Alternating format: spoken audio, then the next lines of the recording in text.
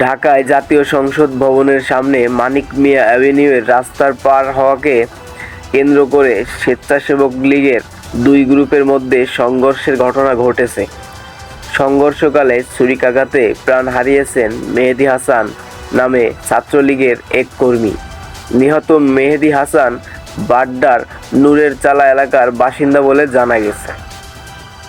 শনিবার 18 মে বিকেল 5:30টার দিকে রাস্তা পারাপারকে কেন্দ্র করে স্বেচ্ছাসেবক লীগের দুই গ্রুপের সংঘর্ষের মধ্যে ছুরিকাঘাত করা হয় মেহেদীকে। তাৎক্ষণিকভাবে সেখান থেকে তাকে শহীদ সোহরাওয়ার্দী মেডিকেল কলেজ হাসপাতালে নেওয়া হলে চিকিৎসক মৃত বলে ঘোষণা করেন।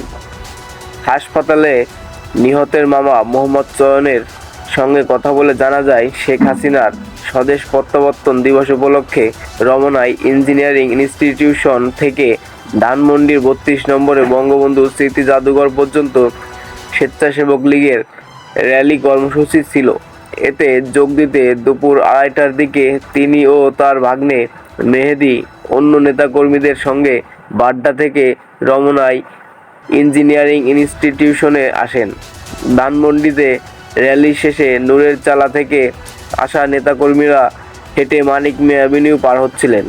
এ সময় পিকআপ ভ্যানে চড়ে র্যালিতে যোগ দিতে আসা একদল নেতাকর্মীর সঙ্গে তাদের বাকবিতণ্ডা হয়।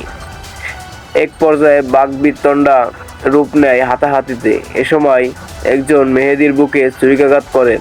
সংঘর্ষে আহত হন আরও বেশ কয়েকজন।